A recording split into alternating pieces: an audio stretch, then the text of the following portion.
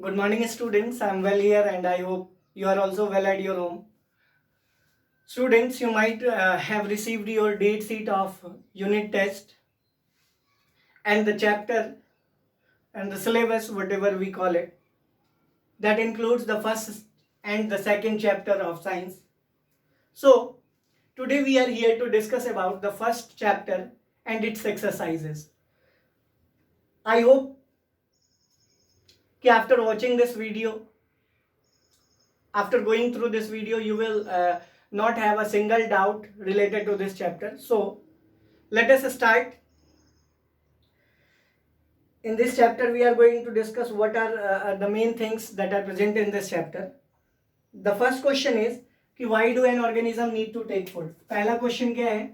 Question number 1. ये chapter 1 का है रिवीजन.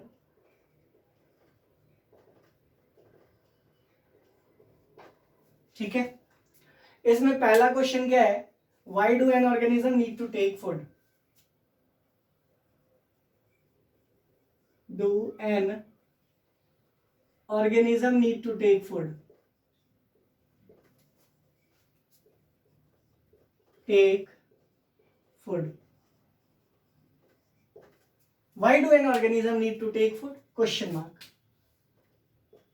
हम कहेंगे क्या कि an organism need to take food because food provides them nutrient which help them in their growth and development. क्या है बेटा कि कोई भी ऑर्गेनिज्म फूड क्यों लेता है? तो हम क्या कहेंगे? An organism need to take food. An organism need to take food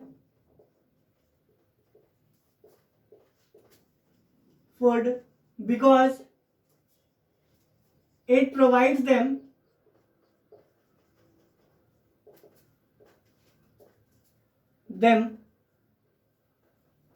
nutrient which help them in their growth, which help them in their growth and development.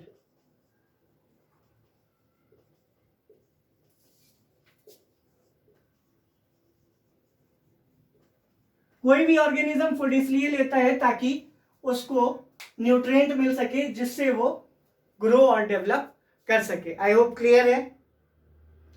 Next question है how would you test the presence of starch in the leaf? Question क्या है? How would you test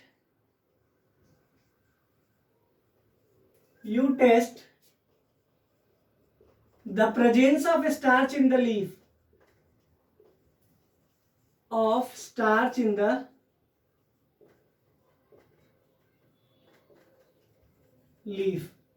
question mark. तो starch का presence हम कैसे check करेंगे? तो हम कहेंगे क्या आंसर में क्या करते हैं बेटा कि हम स्टार्च को हमें चेक करना है तो हम क्या करेंगे? लीफ को आयोडीन के संपर्क में लाएंगे और आयोडीन का एक बूंद इसके ऊपर गिराएंगे. अगर लीफ डार्क ब्लू या ब्लैक कलर में चेंज हो गया तो इसका मतलब स्टार्च है उसमें. अगर वो चेंज नहीं हुआ तो इसका मतलब स्टार्च नहीं है. आई होप क्लियर है. हम क्या कहेंगे? The presence of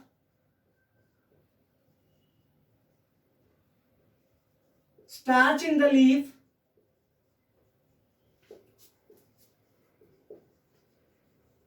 can be checked when the leaf is brought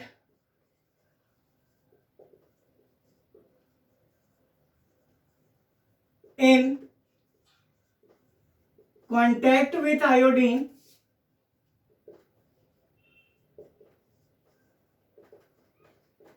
if it changes its color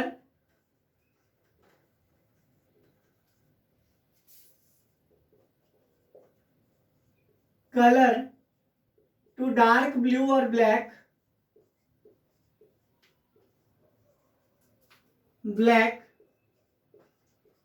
then starch is present in it.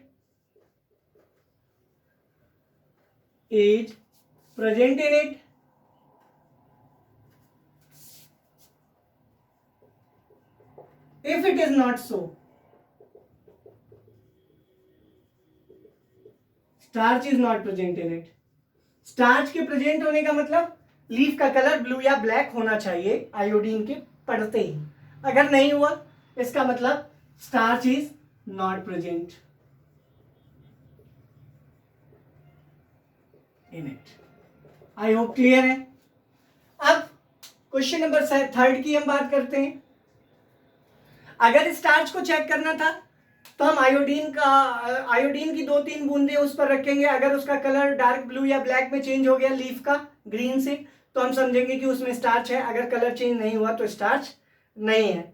Next question है, give a brief description on the process of synthesis of food by green plant. देखो बेटा, green plant की अगर हम बात करें तो green plant prepare their food, green plants prepare their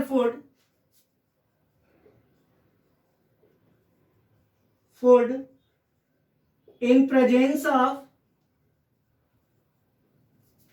of sunlight, carbon dioxide,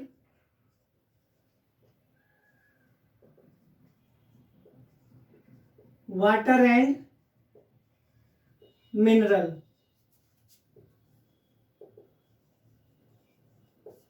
And this process of preparation of food by plant is known as photosynthesis. And this process of preparation of food by green plant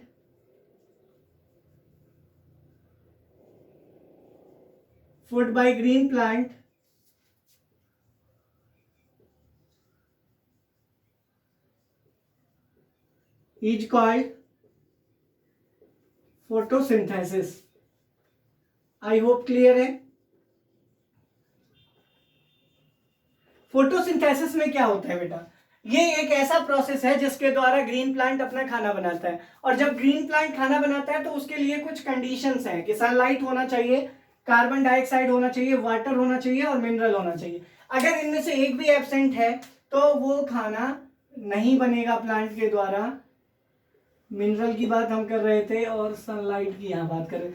ये सब है तभी खाना बनेगा, नहीं तो खाना नहीं बनेगा। तो ग्रीन प्लांट जो प्रिपेयर करता है फूड, वो सनलाइट, कार्बन डाइऑक्साइड, वाटर और मिनरल के प्रेजेंस में होता है। और इस पर्टिकुलर प्रोसेस को हम कहते हैं फोटोसिंथेसिस। आई होप क्लियर है। तो अगर हमसे ये भी कोई पूछता है कि फोटोसिंथेसिस क्या है, तो हम कहेंगे क्या कि it is the process of preparation of food by green plant in presence of sunlight, carbon dioxide, water and mineral. Clear है। अब हम नेक्स्ट क्वेश्चन की बात करते हैं बेटा। So with the help of sketch that sunlight is an ultimate source of energy. So with the help of sketch that sunlight is ultimate source of energy. या green plants की भी हम बात कर सकते हैं कि green plants are ultimate source of energy. दोनों ही केसेस मैं आपको अभी दिखाता हूं। यहां पर हमसे क्या पूछ रहा है, plants are ultimate source of energy. तो यहां हम देखते हैं कि हमारे पास यहां पर ये अगर ग्रास है तो ग्रास को खाने के लिए यहां पर क्या मौजूद है, ग्रासोफर। ठीक है, इसको खाने के लिए यहां पर फ्रॉग, फ्रॉग को खाने के लिए snake,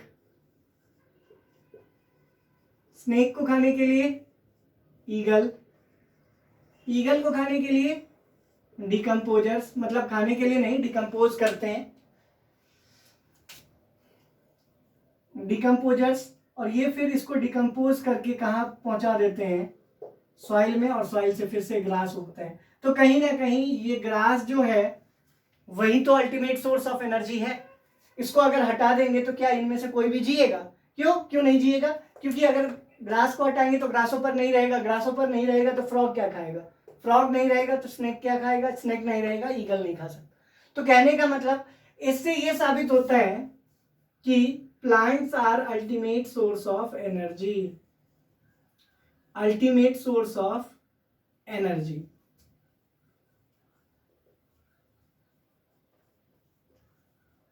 Source of energy. Clear है? Plants are ultimate source of energy. तो यहां तक तो कोई प्रॉब्लम नहीं है। अब यहां अगर हमसे पूछेगा कैसे कह सकते हो, तो हम कहेंगे क्या, because in food chain everything depends on directly or indirectly depends on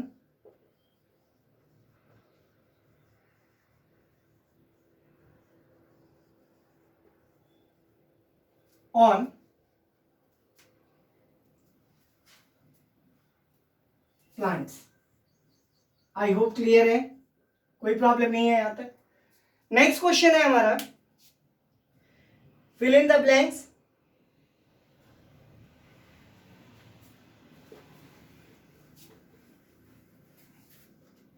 देखो बेटा, फिल इन द ब्लैंक्स को करने से पहले मैं आपको दो तीन चीजें बता दूं।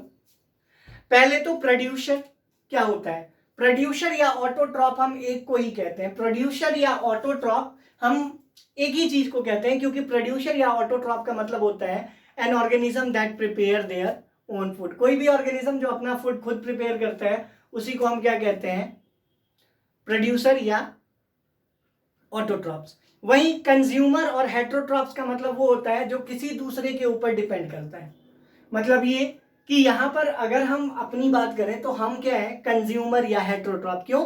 क्योंकि हम ग्रीन प्लांट्स के ऊपर डिपेंड करते हैं अपने खाने के लिए। आई होप क्लियर है। मीन्स व्हाट, कि हमारे जैसे जो ऑर्गेनिज्म है जो ग्रीन प्लांट्स के ऊपर डिपेंड करते हैं खाने के लिए, उनको हम कंज्यूमर या हेट्रोट्रॉप कहते हैं। वहीं ग्रीन प्लांट्स जो होते हैं वो अपना खाना खुद बनाते हैं, इसीलिए वो क्या है, ऑटोट्रॉप्स या प्रोड्यूसर। इसीलिए जो फिल इन द ब्लैंक्स का हमारा पहला क्वेश्चन है, क्वेश्चन नंबर 6 का पहला क्वेश्चन क्या है, green plants are called dash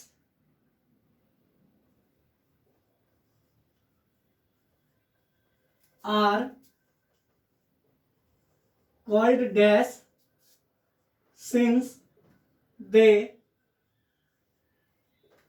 synthesize their own food।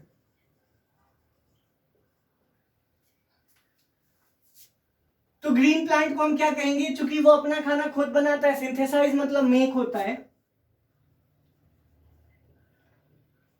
तो चूंकि अपना खाना खुद बनाते हैं इसीलिए उनको हम क्या कहेंगे, प्रोड्यूसर। आई होप क्लियर है। सेकंड क्वेश्चन है कि the food synthesize by plant is stored as. Second question है, the food synthesized by plants is stored as। तो कैसे स्टोर होता है बेटा, तो हम कहेंगे क्या, कि फूड जो प्लांट बनाता है उसको स्टार्च के रूप में करता है स्टोर। किसके रूप में करता है, स्टार्च के रूप में। क्लियर है। थर्ड पॉइंट क्या है, थर्ड पॉइंट में कह रहा है क्या, in photosynthesis solar energy is absorb by the pigment that is called. Photosynthesis जब होता है तो उसमें सनलाइट को कौन एब्सॉर्ब करता है, ग्रीन कलर का पिगमेंट क्या कहलाता है, the sunlight during photosynthesis is absorb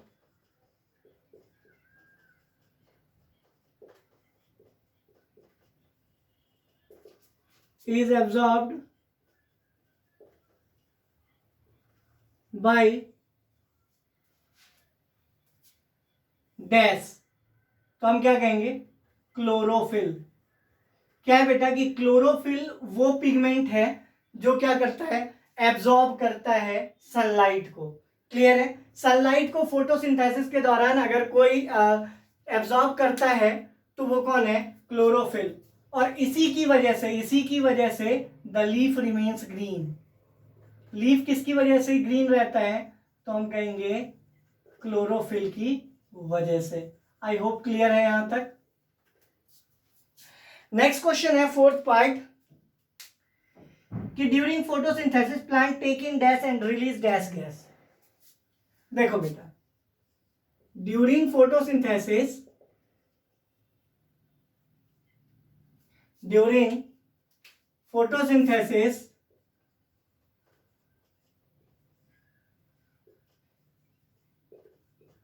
plant take in dash and releases dash gas। तो प्लांट टेक इन, अंदर क्या लेता है, हम अंदर क्या लेते हैं, ऑक्सीजन, छोड़ते क्या है बाहर, कार्बन डाइऑक्साइड। तो हम जो छोड़ते हैं वो प्लांट लेता है। तो take in carbon dioxide and releases oxygen, और प्लांट ऑक्सीजन रिलीज करता है तब हम ले पाते हैं उसको। आई होप क्लियर है। अब जो 7th क्वेश्चन है बेटा, वो क्या है, क्वेश्चन नंबर 7 को देखते हैं हम।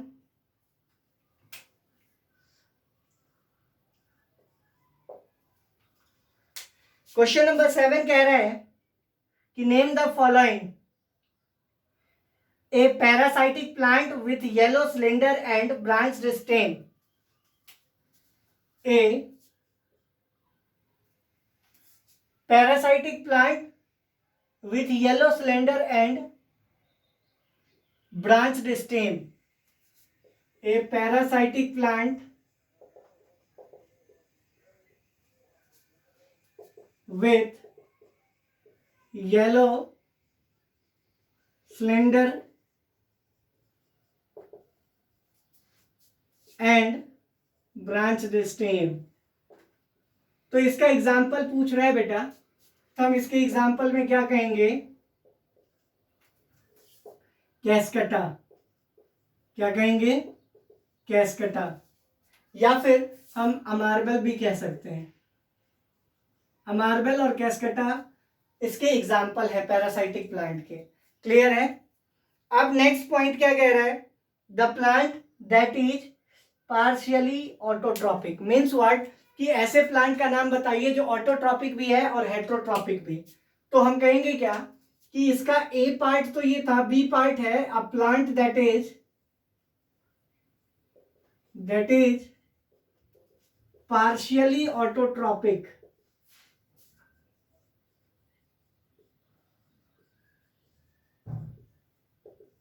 आंसर क्या आएगा बेटा, तो हम कहेंगे क्या कि आधा अधूरा ऑटोट्रॉपिक, आधा अधूरा हेट्रोट्रॉपिक। तो विनस फ्लाई ट्रैप जैसे प्लांट हैं जो क्या करते हैं कि अपना खाना खुद भी बनाते हैं और क्या करते हैं, आसपास से जाने वाले इंसेक्ट को भी क्या करते हैं अपने अंदर दबोच कर और उससे न्यूट्रिएंट लेते हैं।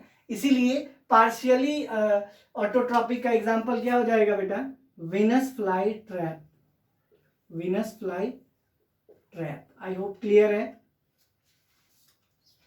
सी पार्ट जो है बेटा वो क्या है, देखो एक बार सी पार्ट क्या कह रहा है, the pores through which leaves exchange gases are called. The pores through विच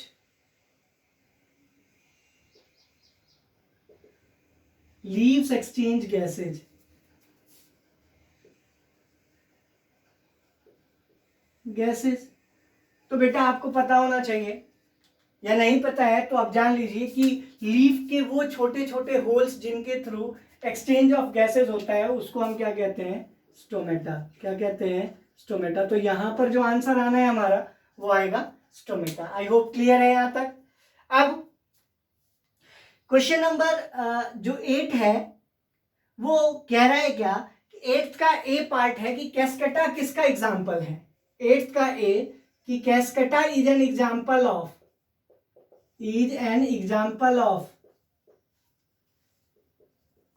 अभी हमने क्या लिखा था, पैरासाइटिक प्लांट है कौन, कैस्केटा। तो कैस्केटा इज एन एग्जाम्पल ऑफ, हमारा आंसर क्या होगा, पैरासाइट, क्योंकि पैरासाइटिक का है ना। तो पैरासाइटिक प्लांट का एग्जाम्पल हमसे पूछेगा तो हम कहेंगे कैस्केटा, या पूछेगा कि कैस्केटा किसका एग्जाम्पल है तो पैरासाइट। क्लियर है। नेक्स्ट बी पार्ट है the plant which traps and feeds on insects. मैंने अभी आपको बताया था the plant that traps and feed on insect,